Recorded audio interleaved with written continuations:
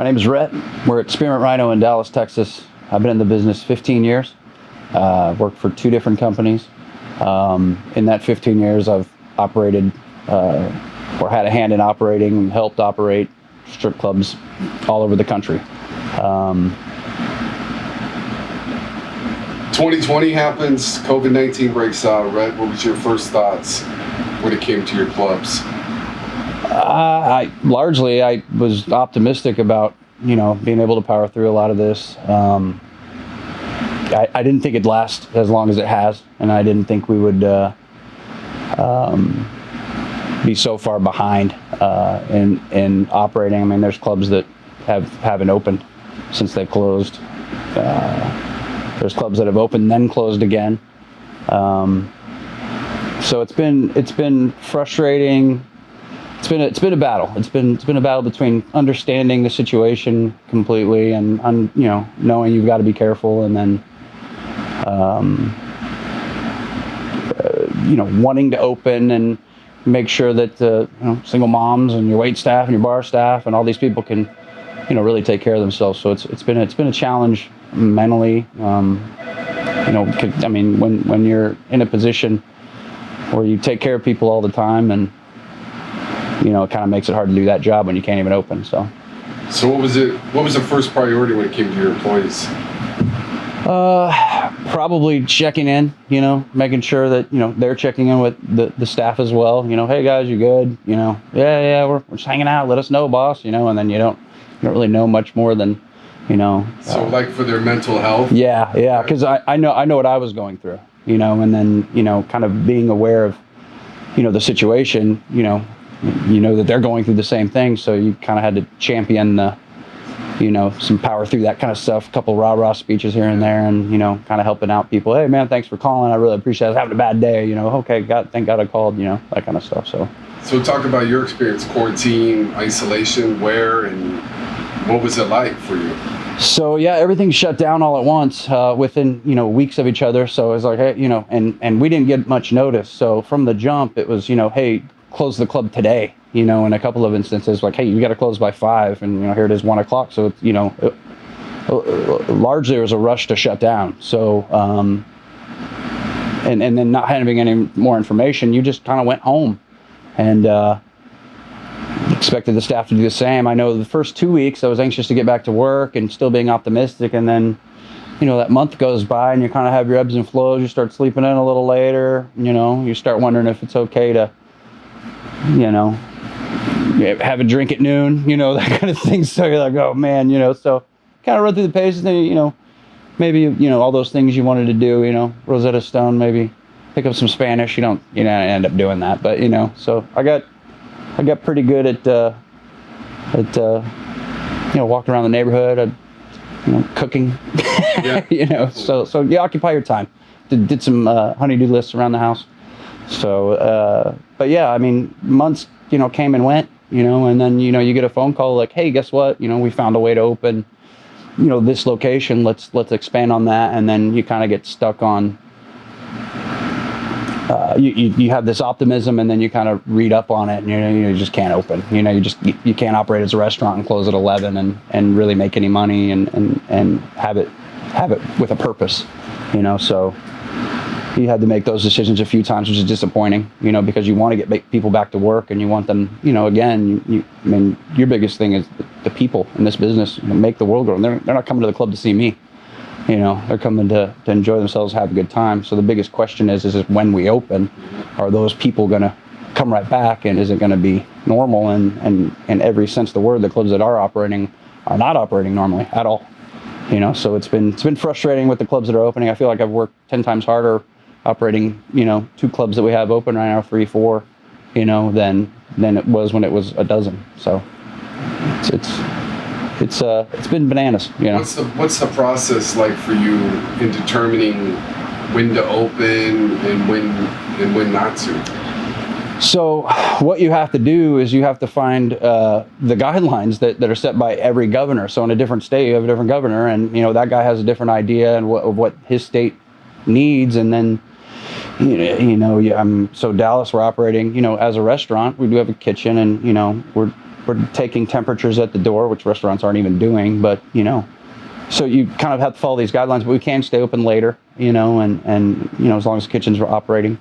And you do have to serve more food than liquor. So, that's one of the gates you got to run through that you never had to deal with before, combined with the fact that temperatures, waivers at the door, all these things, like even getting into the club is a little different than normal, so sort of a hybrid version of operating.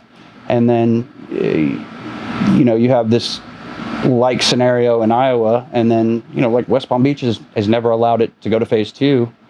So just operating, if you were to operate, you have to close at 11, which nobody parties in Florida until 11. So it's kind of like, Vegas as well, right? Yeah, Vegas hasn't opened. Nothing. Nothing's open adult-wise there. Yeah, nothing's open adult-wise. And it's tourist-driven. It's cheap to get there right now and go have a good time on Fremont Street maybe, but, there's just... It's basically Salt Lake City now. Yeah. The strip clubs are a ghost town there right now, for sure. So adult entertainment largely is taking a big hit, and it's definitely been a challenge to stay positive and optimistic. But where you can operate, you put your best foot forward and you try your best, and that's really all you can do right now. So talk about that, the adult entertainment kind of, it has a stigma, but it's such a huge business, and there's a lot of people that count on it for their mental health. They like to come and, have a drink and socialize, and it's not there for them. So. Yeah, I think that people do like to get out, blow off steam. We deal with it on a high level, very regularly. You have 1,000 people through your door in a week at some locations, and those people want to go relax and have a good time and do those things. I think what we're dealing with at this point is people are finding other ways, so for example, movie theaters aren't open. So, they're, hello Netflix and Fire Stick, so they're doing a lot of things differently. Restaurants that I go to, I go out to eat a lot more now because I'm allowed to, I guess, like the restaurants are open. So, you would think that it would come back, but there's still this air of fear in the situation. I feel like maybe people older in age, or they don't, nobody wants to get it, but, people that are a little older that are more susceptible are probably, staying a little closer to home these days. What do you think the future is for your clubs or for adult entertainment as a industry? Yeah, I'm an optimist. So, I feel like, as soon as this thing, can kind of, turn a corner and we can start operating normally and people are traveling regularly. Do you think it's going to take a vaccine, or you think we can get there before that? I think it'll take some big breakthrough. I really do. The worst part about a lot of this is quite a bit of our customer base is out of town customers, and people just aren't on airplanes right now. Airport traffic's, hovering around 20% of normal. The hotels are, 15, 20, 30% capacity. So those guys are struggling because there's no travel. That out of town customer is very valuable. They're out of town, they're working hard all week, and they want to go relax on a, Thursday, Friday night before they head back home, and they're just not out of town. They're not anywhere else. They're at home. So people are working from home.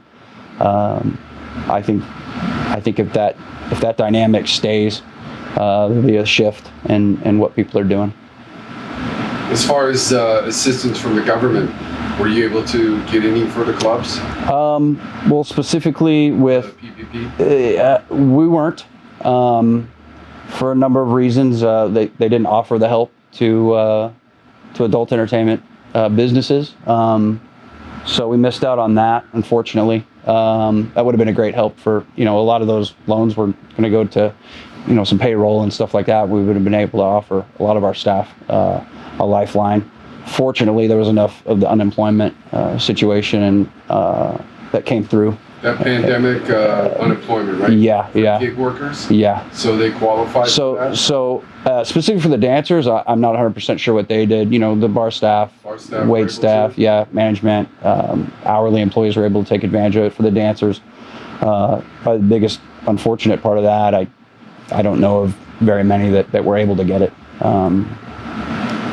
on top of the fact that they work closely with the guest, a lot of them were fearful. A lot of them haven't come back, in spite of the fact we're operating. A lot of them are like, hey, I'm gonna wait till this thing blows over. So I don't know what they're doing, at this point. That's the most transient part of our business. A lot of these roles really just keep themselves, you get to know them over a course of 6 to 7 months, and then they disappear. So the communication really hasn't linked up with me to let me know, hey, thank God they had this that I took advantage of. So I really don't know. What would you say to people that are watching this that, want to come out to Dallas or to any of your other clubs that are open, but they're wondering how they can have interaction with the dancer when, COVID-19, they're wearing masks when they dance, stuff like that? Sure. Kind of set the scene for them.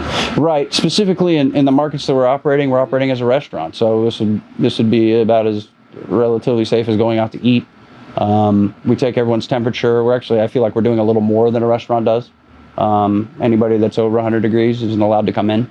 That includes staff. That includes me. I take my temperature to the door every day when I show up. So we're taking precautions, taking extra precautions in that sense. So it's a safe place to come. We haven't had any instances that I'm aware of. Somebody's sick and they don't feel good. We don't let them come back to work in spite of any proof that they don't have COVID. If they're sick, they're staying home for 14 days. So that's the precautions we're taking. It's as much as we can do in this time, So I have confidence in the fact that we're doing the right thing, operating. We're doing what we can to throw the best party we can with all the weight of everything kind of hovering over us. So thank you, Rhett. No problem. Thank you.